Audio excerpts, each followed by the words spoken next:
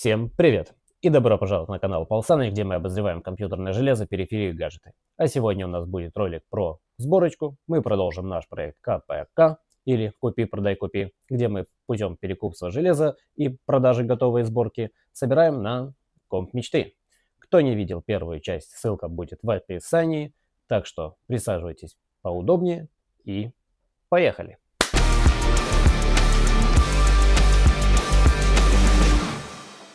Первая наша сборка из КПК-1 была продана за $200. Многие писали, что это много, но сама карта это половина ее стоимости. Она до сих пор, в принципе, почему-то стоит у нас все те же денег. Плюс еще вертушки, корпус и так далее и тому подобное. Еще кругом-бегом еще $100. Решил я все-таки чуть-чуть еще добавить к тому, что выручил с прошлой продажи. Потому что сборка была бы, не знаю, на пятом поколении Intel в лучшем случае. С той же самой видеокартой мы бы очень долго топтались на одном и том же месте, потому что цены на комплектующие БУ вот этого вот поколения немножечко как-то плюс-минус одинаковые. И я подумал, лучше я чуть-чуть добавлю, куплю более свежее поколение. Это, конечно, уже тоже не Intel, а именно тут у нас Asus Prime B450+. Да, это чипсет AM4. Будем сегодня собирать на Ryzen, посмотрим, актуален ли он по сегодняшний день, что он будет тянуть, на чем он будет тянуть, точнее на каких параметрах. Но сам процессор, скажем так, не самый свежий. А это у нас Ryzen 5 3600. Понятное дело, он уже не особо актуален, но в принципе, если будущий владелец захочет, он сможет обновиться до того же 5600. Если кому-то повезет найти за адекватную цену, а это вряд ли, это 5700, 5700X, там куда-то что-то еще можно впихнуть. Не факт, что в этой материнке оно нормально поедет, но это во всяком случае лучше, чем тот же Intel 5, 6, 7 спорно, 8 тем более, но лучше. Оперативная память у нас DDR4 Kingston Fury Beast. Брал я ее комплектом вместе с материнской платой, процессором, даже кулером, о котором мы сейчас буквально чуть-чуть поговорим. Тут не помню даже какие у нас тайминги, частота, все будет указано внизу. Я ее взял и буквально на следующий день сдохла именно моя материнская плата. Если вы видели видос прошлый про оперативную память, вы уже все знаете. Если не видели, вот тут вот будет подсказочка, ссылочка в описании, все как следует. Я уже проверил, оно все работает, но не помню всех нюансов. А кулер у нас без подсветки, обычный PC-кулер на 3 трубки. Охлаждает он его за глаза и выглядит в принципе нормально. В общем, работал он хорошо, мне нравится, как он работал. Дальше мы все соберем и посмотрим, как он работает. Карта у нас Asus ROG RX 580 на 8 гигабайт. На сегодняшний день мы опять же посмотрим ее актуальность, что она тянет, как она работает.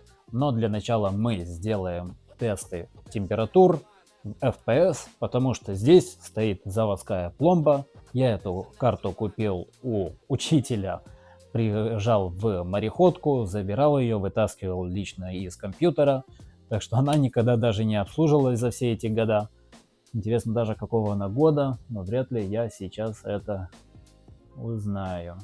Нет, тут никаких опознавательных знаков какого она года нету, так что сначала мы сделаем буквально пару тестов, там бенчмарк, тот же самый киберпанк, и потом мы ее опять же снимем, вскроем, поменяем весь термоинтерфейс, поставим обратно и посмотрим, какие были изменения. Тут даже сохранились родные заглушечки все, что не может не радовать. Вот такой вот у нас новенький SSD-шник. Здесь для начала будет только сама винда, а в дальнейшем будущий владелец уже подкинет сюда SSD M2, либо я это сделаю за его цену, понятное дело. Так что давайте блоку питания. Блок питания у нас Deepcool DE600V2. 600 Вт должно этой сборки в принципе хватать. Он у нас не вскрывался, абсолютно новый, но бэушный, как всегда, блок питания. Надеюсь, он, конечно же, рабочий. Это мы проверим. Я его пока что не проверял, но если в него взглянуть, особо я ничего не вижу. Вскрывать я его тоже не особо хочу. Надеюсь, он в порядке, иначе будет неприятно. Тут у нас вертушки. Вертушки абсолютно новые, так что давайте сейчас вскроем эту упаковку. Вам видно? Пеносил. Название такое, конечно.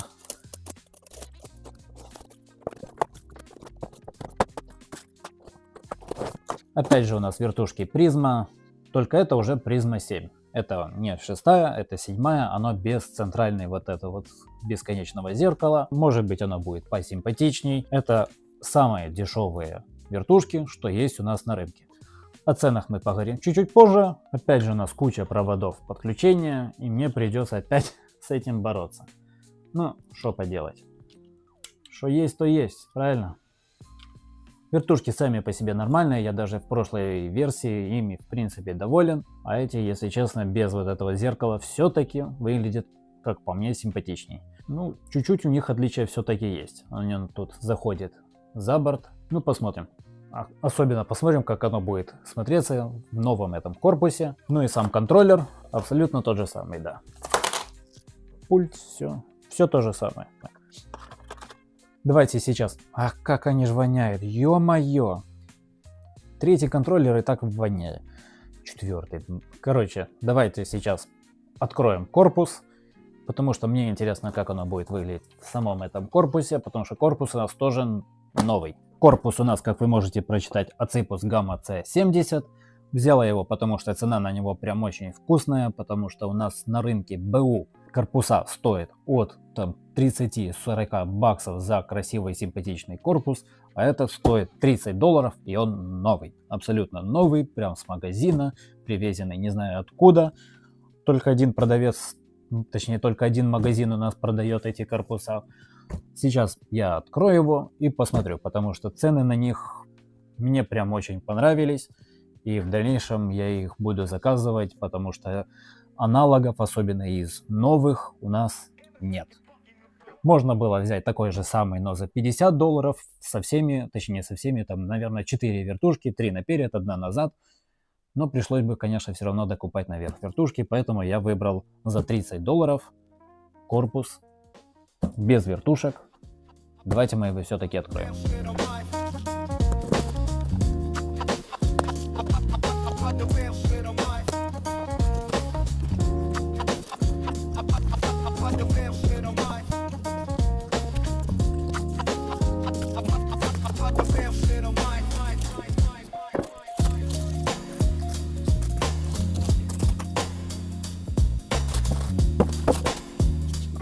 Вот такой вот красивый, симпатичный корпус, абсолютно новый, я прям доволен.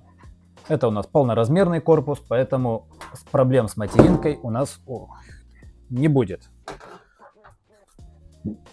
Тоже такая тяжелая, хорошая, добротная задняя панель. В комплекте у нас куча винтиков. Так, опять у меня проблемы со звуком, надеюсь, никаких сейчас помех и так далее, перебоев нету. Так что давайте продолжим. В комплекте с моим блоком питания продавец не положил винтики, а также сам кабель питания. И я очень сильно рад, что здесь все на месте. Так что мы все прикрутим, и проблем никаких у нас не возникнет. Сразу, когда открыл, понял, что нету самого фильтра на блок питания, так что либо придется его докупить, либо доустановить кем-то, но не мной. Сверху у нас фильтр все тоже на магнитах. И вот этот нижний. Ого, хорошо сидит. Тут у нас стекло, давайте его сейчас снимем. Оно у нас как дверца. Прям мне нравится. Тяжелая, стеклянная. Все хорошо. Сидит эта крышка плотненько, так что не бойтесь ее хорошенько дернуть. Сам фильтр передней части у нас впаян сам пластик. Сейчас подсниму, покажу, как это выглядит. Так что снять его и помыть, прочистить вы не сможете. Только продуть, сняв предварительно саму крышку. И по стандарту все эти провода, USB, кнопка. Не знаю, что это за заглушка, но скорее всего это какой-то просто индикатор, а не сама кнопка, потому что у нас здесь кнопка Power, такая достаточно узкая, если честно, мне немного неудобная, и кнопка Reset. Корпус у нас, в принципе, все остальное стандартное, ничего более сверхъестественного нету, да и в принципе ничего сверхъестественного нету. Смотрится симпатично, новым, и это самое главное. Стекло снимается удобно, задняя крышка снимается достаточно тоже удобно. Места под кабель менеджмент, я думаю, будет достаточно много. Посмотрим, как сюда залезут провода с этим контроллером, потому что, если вы опять же смотрели первый видос про КПК, я там удалял ненужные провода, потому что их сильно много, и задняя крышка у меня вообще не закрылась. А сам контроллер должен быть на передней панели, потому что иначе вы не сможете пультом пользоваться и переключать все эти подсветки, только если вы его подсоединили к самой кнопке. Там я сделал вывод и на кнопку, и на пульт, но все-таки многим приятнее, когда есть пульт. Я пультом на своей сборке не пользуюсь, у меня есть приложение Gigabyte Control Center, кто смотрел сборку про мой компьютер, посмотрите, сейчас будет подсказка или опять же ссылка в описании. Я сейчас подсоберу этот корпус, сделаю все возможные подсъемы, мы обговорим еще раз все комплектующие и цены на них и приступим к сборке. Погнали дальше. Итак, вся сборка у меня на столе, давайте пробежимся по ценам, что почем. Вертушки вместе с контроллером, 6 штук вертушек, один контроллер, обошлись мне в $30. SSD, вот этот вот SATA, обошелся мне в $15. Комплектом я купил процессор, материнская плата, оперативная память, башня за $125. Блок питания Deepcool обошелся мне в $25. Видеокарта обошлась мне в $90 и сам корпус обошелся в $30. В результате все это обошлось в $315. Прошлый компьютер я уже говорил, что продал за $200. Сюда я добавил еще $115, чтобы не топтаться на месте, было хоть какое-то разнообразие. Поэтому давайте мы сейчас перейдем к сборочке, настройке, тестам на этой видеокарте. Потом мы ее разберем, поменяем термоинтерфейс и сделаем тесты заново. Посмотрим, что изменилось или не изменилось. Скорее всего, понятное дело, изменится.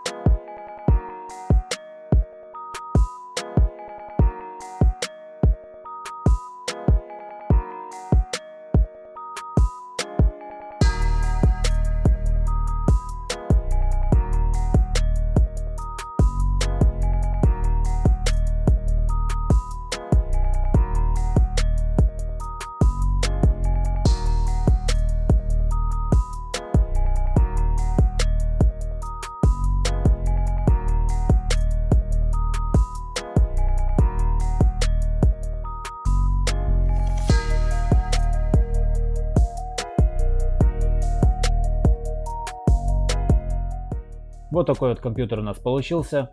Все подсветки регулируют при помощи вот такого вот пульта. Все выглядит красиво, симпатично. Кому как, правда. Можно также и выключить, и будет практически полностью черный компьютер. Давайте сейчас снимем все пленочки и насладимся его девственной красотой.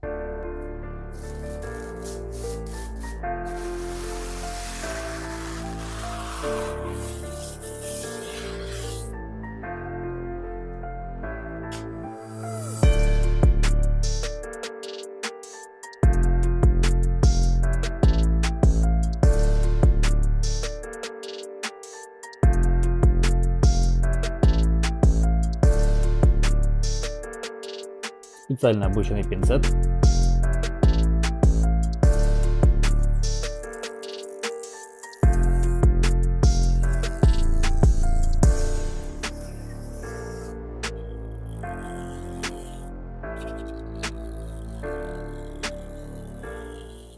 Ну что, насладились? А теперь давайте перейдем к тестам с этой видеокартой. Напомню, что она никогда не скрывалась за всю свою жизнь, так что будет интересно посмотреть, что там внутри, а потом перейти к нормальным тестам. Поехали дальше. И вот тут должны были быть тесты, как я только что сказал, но, к сожалению, их не будет. Почему-то при старте бенчмарка на записи просто черный экран и сама мышка. Самое интересное. Не знаю, с чем это связано, буду разбираться, все записывают, но сам бублик просто черный. Но, к слову, температуры на бенче с первого прогона были просто критические. Карта крутилась в районе там 90 градусов от 86 до 92 с прыжками и просто вырубалась. С киберпанком та же ерунда, во время бенча просто 86 градусов за пару секунд и он просто вырубался. Я решил его больше не мучить, так что давайте сейчас разберем карточку, посмотрим, что, черт возьми, с ней происходит и в каком состоянии там термошпатлевка. Как всегда, продолжаем. Итак, начнем с разбора видеокарты и поможет нам в этом Грогу.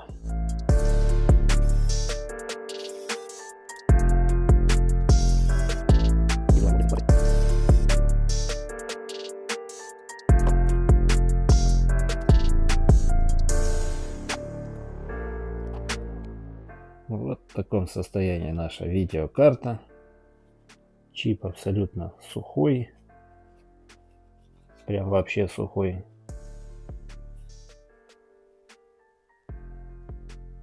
Они нормальные, но набрались пыли прям очень сильно. Поэтому их мы, скорее всего, тоже заменим.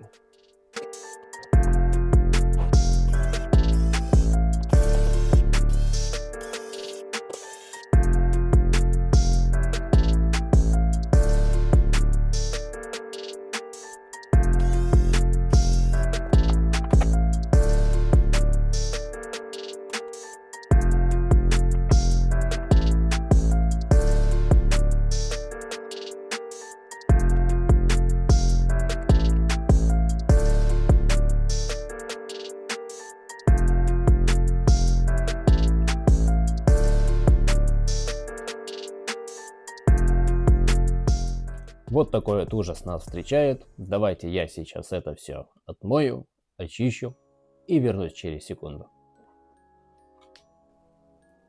Я это все отмыл, продул. Вот такая вот у нас получилась красота. Компаунд у нас благородного коричневого цвета. Все, в принципе, хорошо.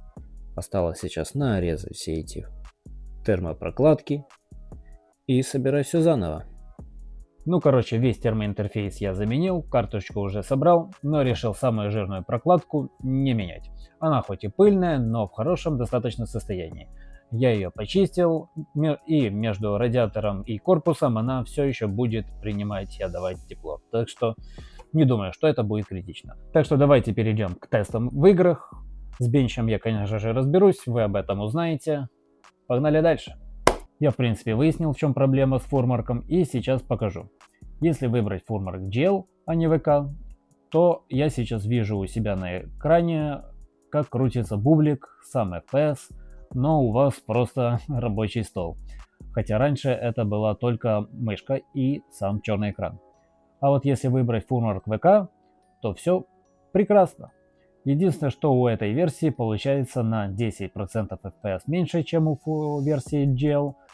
Я не знаю, с чем это связано и как они в принципе отличаются друг от друга, но главное, что у нас есть температуры, и они в порядке, и FPS крутится в районе 60. Хотя, если честно, подсчет не совсем корректный, так как он считает и сам запуск фурмарка средний FPS, а когда идет сам процесс теста, там совсем другие цифры. Так что это в принципе не критично, но такая фигня присутствует. Но самое главное, как вы видите, температура у нас держится стабильно до 60 градусов.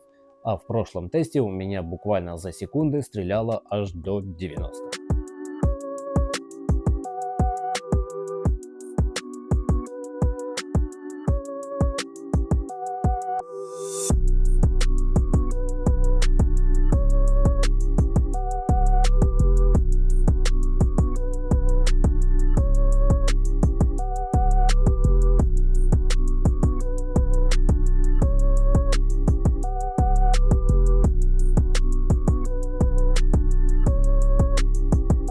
Насчет памяти. Завел я ее на стоковом профиле DCOP с частотой 3200 и таймингами 16, 18, 18, 36. Я их даже не пытался разогнать, потому что увидел чипы от Nanya или Nanya Technology и не видел смысла в разгоне. Я банально с ними даже не знаком, и попытки не увенчались успехом. BIOS я тоже не обновил, потому что у меня для тестов было крайне мало времени, всего пару часов, но как только я закончу видос, я тихо и спокойно его обновлю. Но это не точно. Думаю, если и будет разница, то буквально в погрешностях, а если она будет серьезной, я об этом скажу в телеграм-канале, так что подписывайтесь. Разгон проца я делал не через BIOS, а через Ryzen Master. Не вижу смысла, чтобы проц пахал на все 100% 24/7. Он не я, может и отдохнуть в спокойных задачах. Так что выставляем игровой профиль и приступаем к играм. Итак, давайте пройдемся по играм CD Projekt, и первым на очереди у нас будет Cyberpunk. FSR 3 включен на качество, и качество самих текстур тоже среднее. Как и настройки игры, выставлены на среднее и Full HD. В бенчмарке мы видим сразу под 90 кадров. Честные они или нечестные, решайте сами, но лично я не настолько придирчив к этому, чтобы заметить какую-то разницу с генерацией или без нее. Для меня не шибко-то она и видна. А видно единственное мне то, что игра вполне себе плавная, особенно с учетом того, что карточка у нас с 2017 года, и она явно все еще на что-то способна. А с учетом, что в таком бюджете будет моник на 60 Гц, то тех 100 кадров особо-то и не нужно. Спокойно можно повысить характеристики и получить более детальную картинку при меньшем FPS. А средний FPS по 0,1 и 1% нас не сильно отстает и составляет порядка под 90 кадров. В то время как загрузка проца у нас редко, но бывает до 70%, в основном конечно меньше, а именно 50-60%.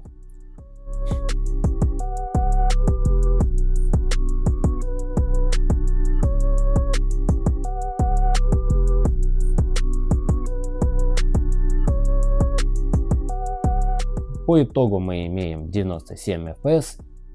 На сей раз у нас без геймплея полноценного, так что давайте перейдем к следующему проекту, а именно Ведьмак. Настройки у нас высокие и включен FSR 2.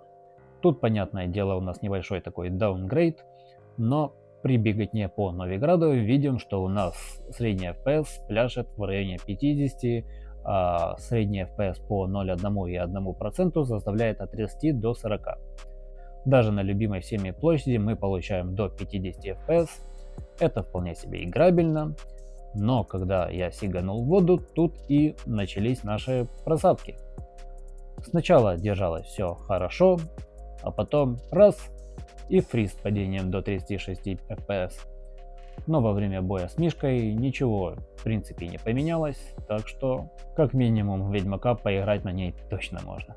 Сам процессор, как мы видим, у нас редко загружается выше 50 и все время упор в видяху. Horizon. Конфигурация у нас снова высокие и включен FSR 3, но без генерации кадров. И не потому, что он мне не нравится, а потому что это пиратка и она тупо недоступна. Заодно сейчас посмотрим, на что способна без так называемой дегенерации. А в самом полете мы можем узреть в среднем 40 кадров. Это достаточно приемлемо, но можно чуть-чуть понизить характеристики и получить, естественно, больше. И во время боя, в принципе, у нас та же самая картина сохраняется. Но вот что творится с 1,01%, я вам сказать не смогу. Может, либо сам FPS монитор как-то не дружит с этой игрой, или потому что это просто банальная пиратка, я не знаю. Значения очень часто падают нулину, но, как вы видите, это явно не так. В этой игре процессор у нас загружен больше всего и часто добивает до 80+%, хотя показатель также скачет очень сильно, но это все неудивительно. Игра достаточно сложная для проца и самая свежая из этой тройки. Вот такие у нас получились короткие тесты, к сожалению. Надеюсь, это не проблема для вас. У меня не так много было времени сделать все возможные тесты во всевозможных играх. Я выделил на настройку и тесты всего один свой выходной, так что ради вас я трачу свой единственный выходной. Надеюсь, это достойно лайка и подписки. А что можно подвести в итоге? Ну, в основном это то, что у нас, понятное дело, упор в видеокарту. В принципе, можно было бы ее немножечко разогнать, и тесты были бы куда лучше. Но у меня не было банально на это времени. Если вы хотите, чтобы я это сделал и выложил, как это будет вести себя при разгоне, напишите комментарий. И если я успею сделать до продажи компьютера, то обязательно выложу. И думаю, будут комментарии: да что это за сборка, можно было карту получше поставить. Да, можно было поставить 1080 Ti или 2070, супер, не супер. Но тут у нас уже бы увеличился бюджет. А как я говорил раньше, я уже и так увеличил бюджет специально, чтобы не было так скучно, на целых 100 баксов. Так что имеем, то имеем, правильно? Правильно. Итак, что я могу рассказать про корпус, про его эксплуатацию. Сам корпус мне дико понравился, потому что в прошлом корпусе, хоть он тоже полноформатный ATX, там вертушки, вот эти вот лишние провода, которые остались сзади, я на нем срезал, потому что просто не закрывалась задняя крышка. Сейчас задняя крышка залетела, ничего не пришлось подрезать. Да, конечно, это портит эстетику, но зато они в целости и сохранности, правильно? Наверное, что правильно. Также в этот корпус влазит 240 и 280 водянка сверху, а спереди еще влазит 360. Так что если кому-то хочется поставить сюда водяное охлаждение, дерзайте. Если в будущем владелец захочет поменять материнку с процессора на что-то более производительное и поставить водянку, то спокойно это все залезет. Мне прям этот корпус понравился. Я его захотел даже себе, но у меня все-таки немножечко другая идея. Из минусов этой сборки у нас, во-первых, оператива. Она на чипах няня, как я уже об этом говорил чуть-чуть ранее. Я впервые с ними столкнулся и разогнать их не смог. Поэтому она у нас работает на стоковых таймингах. И я считаю это минусом, потому что можно было бы разогнать и получить более приятные результаты. Второй минус — это у нас SSD. Сам этот SSD, вот точно только для винды, и устанавливать на него какие-то игры — это прям жестко. Только Horizon я устанавливал приблизительно где-то час. И при этом я его установил, наверное, не с первого раза. Несколько раз он у меня выдавал ошибку, поэтому тесты с Horizon у меня затянули где-то на почти 2 часа. А это очень сильно съело мой выходной, но зато я в это время монтировал часть роликов, так что есть какой-то и в этом плюс. Но в любом случае, как я уже говорил, сюда можно докинуть спокойно SSD M2 и не знать себе горе. По итогу комп вышел нормальный, в своем бюджете, даже симпатичный, как по мне. Отсюда он выглядит немного в стиле Tron, но в принципе эти вертушки все компьютеры делают в таком стиле. Он, конечно, уже у нас немножечко старенький, но какие-то нетребовательные игры, естественно, потянет. Также есть куда немножечко обновиться и играть в более комфортных условиях. К тому же можно подкинуть, я вот только что буквально сказал, SSD M2, и все будет вообще на мази. А я пошел выставлю его на продажу. С вами буду прощаться, так что увидимся, когда увидимся.